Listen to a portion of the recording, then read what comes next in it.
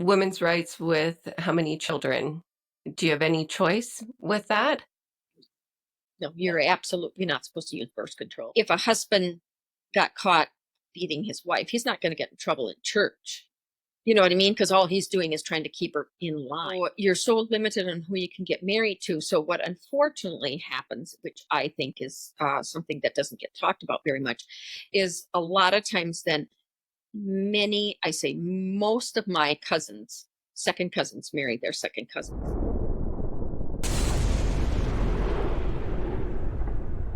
Hi, Lizzie. Thank you for agreeing for doing this other video with me about abuse and accountability in the Amish community. So, I'm going to ask you, I think I have about 15 to 20 questions. Make them as long or short as you would like. So, the idea of this video is to just give people a quick inside look at about how abuse is handled within the Amish community and what that looks like for the victims. So, are victims encouraged to speak out? Absolutely not.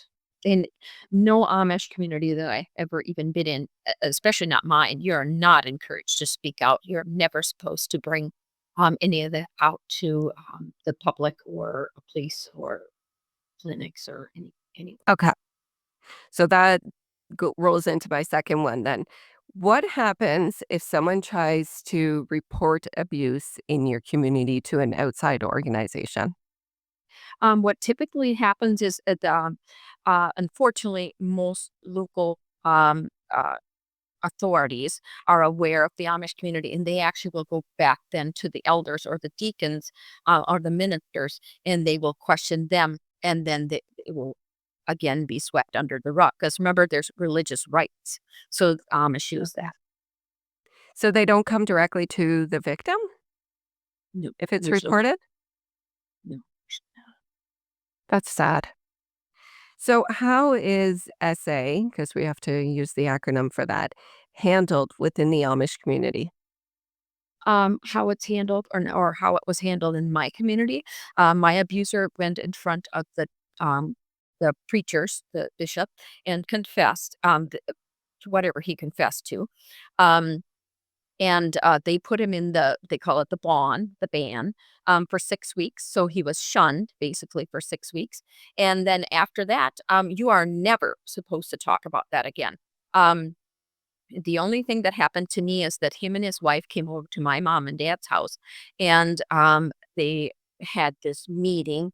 Eventually, they came and got me, and they just told me there's four adults sitting there, and they told me absolutely, you are never to talk about that again. And it was your fault. It was my fault that I enticed him, and I should never do that again. So they just re-victimized the victim. Sure, they did. Yeah, it's disgusting. So I guess that pretty much covers how church leaders deal with the abuse in the church, and they do absolutely nothing. So that's sad. Nothing for the victim. I mean, and little to nothing to the abuser. I mean, 6 weeks in shunning is nothing. I mean, he promised that he wouldn't do whatever again. Yeah. Yeah. As if that happened again. I'm sure there's many people out there that he abused Mhm. afterwards. Or before. So you talked a little bit about the punishment. Are you familiar with any other kind of punishment, or is it just kind of streamlined? Oh, this happened again, so and so shunned for 6 weeks.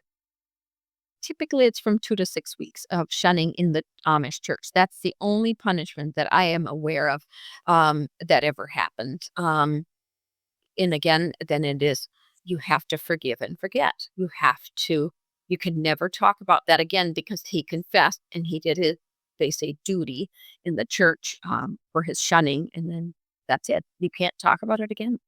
Huh. So once that's happened to someone, I know in your experience you can speak to this. He was promoted after this abuse and everything happened. So they don't really care then. Once you've done your time, you're all forgiven, everything's forgotten, and hey, here's a promotion. Yeah, yeah. And he became a deacon, and he's still a deacon in the Amish church. Um, yeah, he's a grandpa, and yeah, they deemed. And I remember when I came forward with it, one of the things was, brought up that, he's an Amish, um, very well respected person in the community. That has nothing to do what he actually has done to me. And if he really was this respected deacon, why didn't he go to the police and confess in what he did to me? Yeah. Yeah. Yeah. Exactly. So, what's the community's attitude towards law enforcement in general? In general, very much long form. They're the bad people. You don't want to get involved in, with them. They they will to some extent. I don't know quite the right terms, but there will be like I have a brother-in-law who's a bishop, and actually watched an interaction with him recently with a local officer, Yeah. um, because it was an incident with a horse and anything. And they will talk very politely. I mean, he was very, like polite with him and Yeah. talked to him, and he was like, this and this and this. So, and remember, he's the bishop. So you have um the preachers and the bishop or the leaders of the community. They do have some sort of a relationship with the local police or but it's on the terms of um I'm not saying the right words, but basically to me it's, I say schmoozing. I mean, they're schmoozing with Yep. you know they're schmoozing with them, and then they want to keep this like, oh, we're all these great wonderful people, and then they use that religious right. So that's Yep. the best term I can. Yep. No, no, that makes sense. So, how are victims treated after there's been an allegation of abuse? I mean, it sounds pretty terrible. You were told that it was your fault that these things happened to you. Is that your experience right across the board with other instances that you've run into in that community? Absolutely. Yeah, I'm not the only one. I'll just use from the area that I come from in the Midwest. I know multiple other victims coming from the Source and Trooper Amish background where report eventually come out. Typically, it is when somebody leaves the community, like I did, and they eventually report. I actually had a friend that actually reported two people in her community, plus she reported a doctor out of Missouri who ended up actually getting all kinds of charges. And it's always the victim is blamed. They're never ever stand there and say, you know what? My goodness, maybe we should have done something different. It's always, is she, why would she come forward with this years and years later? And Yeah. and I will also say that this is not just from the Amish community. Victim blaming is so broad, and I always say usually the people that are doing that actually have something to hide. It's Yeah. about them. It's not about the victims. It's because they're trying to hide something themselves. Yeah. Yep. Exactly. So, what's your take on forgiveness and real consequences? Do you feel within the Amish community there is ever justice, or justice needs to be served outside the community? Yeah, there's no justice inside Yeah. Amish community right now. Um, uh, I do believe in forgiveness. I had to actually forgive, and that was for me. It was nothing for my abusers or my dad abused me actually too. Is nothing to do about them. I did that for me because it freed me. I always say it was like a monkey hanging on my back. It was always something there. And I chose to forgive them. But no, I don't think there's no, and even if they, like my abuser, like you get actually, brought out and you have to go through the legal system, you still really aren't actually serving the time that they should. Because my entire life, since that moment has been um, changed. Yeah. I will always, it's never going to go away. Yes, I've healed and I can do other things, but it's never going to go away. Yeah. Yeah. It's terrible. Um, what are the main expectations for women and girls in the Amish community? It doesn't sound like you have any rights and you're looked at as second class citizens. Is that correct? That is absolutely correct. Yeah. You are taught to, all you're supposed to do is learn how to cook clean, bake the best bread, provide for your husband. And that's what you're taught. You're not taught to, nothing to cast past eighth grade education. That's all you have. I mean, you know, and if you don't know any better and you don't see anything out, that's, some people, I'm great. If they're happy, they want to do that. Good for them. But that was not me. Yeah. And what about women's rights with how many children? Do you have any choice with that? No, you're absolutely not supposed to use birth control of any kind. And I could make a point here that might be you can decide. But actually you're not supposed so no no woman or man is supposed to go and get themselves fixed or whatever you want to call it.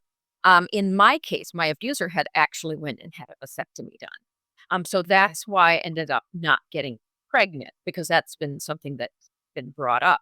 And my mom knew that. She knew exactly what he had went to do, and that's when I first was sent over to their home to work. She knew what he had done, and my mom had herself. She didn't want more kids, so she had that done. But that is absolutely not supposed to happen in the Amish community. You are supposed to have all the children that God wants you to have. So Okay. you know, if you have 22 kids, you have 22 kids. I mean that's God's will. That's a lot. What about women's um, choices when they're giving birth? Are they allowed any kind of pain medication or they just expected to go through the motions of it and have their baby? Most of the time, I mean, there are some cases now, but most of the time they actually have home birth. So actually, my grandmother and my aunt were all considered Amish midwives. So they would husbands would come and pick them up. I remember, anytime 24 hours a day, they come and pick them up. Yeah. And then my grandmother would go over and they usually have the babies at home. Unless there was something seriously severe, sometimes they would go in, but in general, no, and you have no my grandmother has no, pain medication or anything to give. No, you're expected to do it. Plus, that's cheaper. If you go to a hospital, then you have a hospital bill and things like Yeah. Um, so women are taught to obey their husband, no matter what. That's that. the norm. What happens if a woman steps out of line? Within your community, is it acceptable behavior for a man to be physically abusive to a woman because she's not doing what he wants her to do? I mean, that's a tough subject. I don't wanna say that it's acceptable that they use physical force, but the woman is expected to listen to her husband under all circumstances. If she doesn't, what he tends to do then is go to the preachers or the ministers and um tells on her or what have you, and then they'll step and try to do that. Um Physical abuse definitely is very prominent. I mean, I've seen it. I mean, it usually um can be from very mild to, you know, but I think emotional abuse probably is much more, Yeah. you know, common because you can use that, um, in a different way. But definitely it's not like if a husband got caught beating his wife, he's not going to get in trouble in church. You know what I mean? Because all he's doing is trying to keep her in line, Okay. if that makes sense. No, that does. Um, let's talk about a little bit about women's rights to marry. Are marriages arranged or are they able to choose? They are not arranged, generally. They really aren't. The only thing is that you're very limited on who you can get married to. It has to be somebody from the same community in the same, because there's different, we call them sects or different communities. Um, so you're so limited on who you can get married to. So what unfortunately happens, which I think is something that doesn't get talked about very much, is a lot of times then I say most of my cousins, second cousins marry their second cousins because you're so limited on who you can get married to. If that makes sense. So, you know what I mean? Because you can't go outside then, too far out of the community to find somebody to get married to. So you're very, very limited. I mean, and I'm not kidding you. I probably have only a few cousins that don't. second cousins that don't get married to second cousins. And that's acceptable. They don't look at it as cousins marrying cousins. I do from the outside, but they don't from the inside. And I always tell people, think about it. You're at a wedding. Your grandparents are there and they're siblings. Yeah. You know what I mean? Yes, messed up. Yeah, very messed up. But unfortunately, what you end up seeing then um in many communities, is you see gen- um because there's so much of a cross of bloodlines, there's actually many clinics out there now that actually have only they have kids come in, and there's all kinds of genetic things because you're all too closely related to each other. It's crossing too close a line. So there's a lot of illnesses and things that And happen. yep. That was my next question for you. How does that work out then with genetics? Is there a lot of special needs persons within the community? It's very unfortunate. It is. And some of them go from, I remember in my community, there's a guy that only had, he only had an arm, like it ended at his elbow, or you'll see, some kids and I'll see, they're missing some fingers, or it's all those, um, different things. And sometimes I do want to say that, Um, sometimes this happens because they don't know better. Yeah. My cousins don't know any better. They don't know that this is going to happen. Um, but but it definitely does. And there's some other definitely other things. But um, for the most part, it doesn't happen all the time. But it happens way too often. And to me, I feel Yeah. sorry. The kids are the ones that are suffering. Yep. Yeah, absolutely. Did they ever allow marriages, divorces to happen, even if they are so closely genetically related and they're having multiple children that have special needs? No, no, there's no reason. That's no, it's not acceptable at all. No, you don't get a divorce. It doesn't matter under whatever circumstances. Doesn't matter for abuse or whatever it does. No, There's it's no, not acceptable. yeah, It's when they get married, it's till death do us part. And that's it. yeah, Now think about in my case where the husband abused, me. She's the wife is still with him. yeah, You know what I mean? You know, there's no way out. I mean, to whatever extent she's ever pursued that, but yeah, there's no way that's ever acceptable. yeah. That's sad. That's sad. It's, you know, it's terrible. Mhm. So in a small summary, how would you summarize the abuse that happens in the church or I guess the Amish community in your local church that you were affiliated with? How is it all basically women have no rights? Is that pretty much how we're summing this up then? Women have no rights, they're second class citizens, and no one listens to them and re victimizes them after they've been abused? Yeah, that would be yeah, women and children. I mean, they're not they just you don't have a voice. And I always tell people if you don't believe me, Yeah. go somewhere locally where there's an Amish community, go to a Walmart, sorry, whatever, go somewhere. And watch the interaction. The man walks first, then it's the wife, and then it's the kids. And the kids are always obedient. They're quiet. They don't you will I There's no Amish kid I've ever seen throw a fit or anything out in public because 'cause they're so trained at home on exactly what to do. Plus, then you're out in this actual environment, and they are, they do not act out. And then for the women, if you look at them, they will never make eye contact. They're always looking down, and the man pays the bill. Like I said, he can charge. I mean, it doesn't, Yeah. and I tell people, just look at it, look at your environment when you're outside. And there's definitely some communities now that are doing better. Because I came from the old order. There's a new order that is doing better. But in general, that is the rule. That is what happens. And no, we do not have a voice. Women and children do not have a voice. You listen to the man, and they all reference that back to the Bible, which is obviously used. Yeah. It's a sick cult. Well, thank you for sharing your knowledge. I will link all your socials down below. So if people want to connect with you, have more questions, that beautiful book that you wrote, it's in the background there behind the blue curtain. So people can read about your experience. So, yeah, thank you. Thank you. You're very knowledgeable, and it's an honor to have you on here. Thank you. Thank you for asking me to join. Take care.